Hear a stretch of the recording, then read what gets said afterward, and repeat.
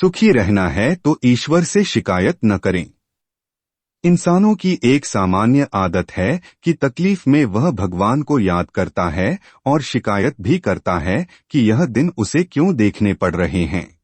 अपने बुरे दिन के लिए इंसान सबसे ज्यादा भगवान को कोसता है।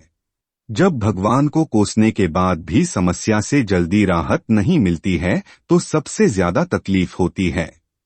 इसका कारण यह है कि उसे लगता है कि जो उसकी मदद कर सकता है वही कान में रुई डालकर बैठा है। इसलिए महापुरुषों का कहना है कि दुख के समय भगवान को कोसने की बजाय उसका धन्यवाद करना चाहिए। इससे आप खुद को अंदर से मजबूत पाएंगे और समस्याओं से निकलने का रास्ता आप स्वयं ढूंढ लेंगे। भगवान किसी को परेशानी में नहीं डालते और न ही वह किसी को परेशानी से निकाल सकते हैं। भगवान भी अपने कर्तव्य से बंधे हुए हैं। भगवान सिर्फ एक जरिया है जो रास्ता दिखाते हैं। चलना किधर है यह व्यक्ति को खुद ही तय करना होता है। भगवान श्री कृष्ण ने गीता में इस बात को खुद स्पष्ट किया है। आधुनिक युग के महान संत स्वामी रामकृष्ण परमहंस का नाम आपने जरूर सुना होगा। मां काली उन्हें साक्षात दर्शन देती थी और नन्हे बालक की तरह स्वामी रामकृष्ण परमहंस को दुलार करती थीं।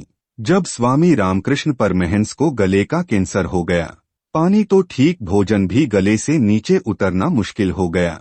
अपने गुरु को ऐसी अवस्था में देख स्वामी विवेकानंद और उनके अन्य शिष्य बड़े दुखी होते थे। स्वामी विवेकानंद से उनकी यह दशा देखी नहीं गई।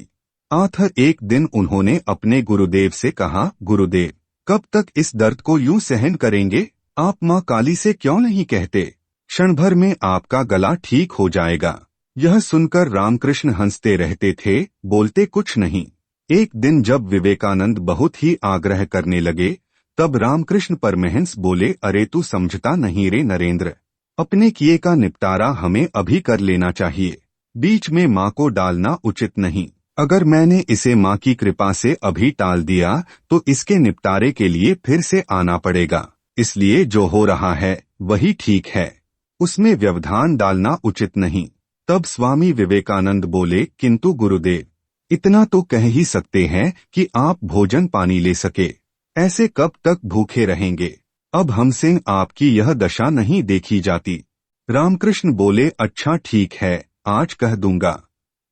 इतना कहकर उन्होंने स्वामी विवेकानंद को निश्चिंत किया। दूसरे दिन सुबह जब वह उठे तो जोर जोर से हंसने लगे। उन्हें हंसता देख स्वामी विवेकानंद आदि सभी शिष्य इकट्ठे हो गए और हंसने का कारण पूछने लगे।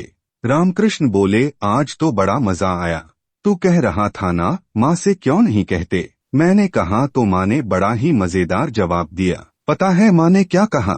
माँ बोली, तूने क्या इस गले का ठेका ले रखा है जो ठीक करवाने की पड़ी है? दूसरों के गले से भोजन करने में तुझे क्या तकलीफ है? हंसते हुए रामकृष्ण बोले, रे नरेंद्र, तेरी बातों में आकर मुझे भी बुद्धू बनना पड़ा। तू ही मेरे पीछे पड़ा था न, माँ से नहीं कहते, माँ से नहीं कहते। माँ ठीक कहती है, इसी गले का क्या ठेका है? अब से तू भोजन करें तो समझना मैंने भोजन कर लिया। उस दिन रामकृष्ण पूरा दिन हंसते रहे। जब डॉक्टर जांच करने आए तो उन्होंने रामकृष्ण को हंसते हुए देखा। उन्होंने पूछा, आप ऐसी दशा में हंस रहे हैं, इससे ज्यादा पीड़ा की अवस्था तो और हो नहीं सकती। रामकृष्ण बोले, मैं अपनी नादानी पर हंस रहा हूँ वैद्य जी। मैं भूल गया था कि सभी गले मेरे अपने ही हैं। जिससे चाहूँ उससे भोजन कर सकता हूँ। अब इस एक गले के लिए क्या जिद करना? यही होती है सच्चे संत की पहचान। वह संपूर्ण चराचर में आत्मतत्व को देखते हैं। जब आत्मा का विश्वात्मा अर्थात परमात्मा के साथ एकात्म हो जाता है तो फिर अपना पराया कुछ नहीं रहता। संत को कभी अपने लिए मांगने की जरूरत नहीं पड़ती, क्योंकि उन्हें कभी किसी वस्तु का अभाव नहीं रहता। भक्त भगवान की पीड़ा में जितना जलता है उतना ही भगवान के करीब होने लगता है। एक दिन वह घड़ी आती है जब भक्त भगवान में विलीन हो जाता है। रामकृष्ण परमहंस का जीवन इसी बात का उदाहरण है। ऐसे भक्त की मृत्यु कैंसर के कारण हुई। मृत्यु के समय इन्हें बहुत ही कष्ट का सामना करना पड़ा। वर्तमान समय में लोग साढ़े साती का नाम सुनकर कांपने लगते हैं, लेकिन प्राचीन काल में लोग साढ़े साती का इंतजार किया करते थे। इसका कारण यह था कि साढ़े साती के दौरान प्राप्त तकलीफों से उन्हें ईश्वर को प्राप्त करने में मदद मिलती थी। साधु संत शनि को मोक्ष प्रदायक कहा करते थे। वर्तमान में शनि डर का विषय इसलिए बन गए हैं क्योंकि मनुष्य सुख भोगी हो गया है और उसकी सहनशीलता कम हो गई है। शास्त्रों में कहा गया है कि व्यक्ति अपने जन्म जन्मांतर के संचित कर्मों के कारण ही सुख दुख प्राप्त करता है। जब तक कर्मों का फल समाप्त नहीं होता है तब तक जीवन मरण का चक्र चलता रहता है। जो लोग सुख की अभिलाषा करते हैं उन्हें बार बार जन्म लेकर दुख सहना पड़ता है। इसलिए दुख से बचने का एकमात्र उपाय यह है कि दुख सह कर भी ईश्वर से शिकायत न करो। आपको भगवान से सिर्फ प्यार करने की जरूरत है और जब आप भगवान से पिता समान प्यार करेंगे तो उसकी आज्ञा मानेंगे तो आपको अपने भगवान से कुछ भी मांगने के लिए कुछ कहना नहीं पड़ेगा। वो आपका मन वैसे ही पढ़ लेंगे जैसे एक पिता बिना बच्चों के मांगे बिना ही जानता है कि बच्चों की क्या जरूरत है और उसको पूरी करता है। अब जब आप भगवान को अपना पिता बना लेंगे और उनसे प्रेम करेंगे तो आप जिद भी करेंगे तो वो पूरी करेंगे।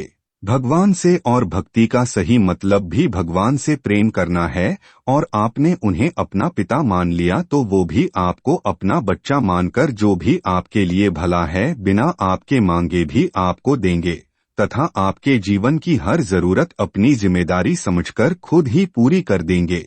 बस आपको उनकी लायक बेटी या बेटा बने रहना है। इसलिए भक्ति का सही मतलब प्यार है और आप प्यार कर रहे होते भगवान से तो ये सवाल ही ना होता कि मैं भक्ति करते करते थक गया। अब भगवान से प्यार करना शुरू करे। हल ना निकले ऐसा हो ही नहीं सकता। सुख आपके हिस्से में स्वयं आ जाएगा।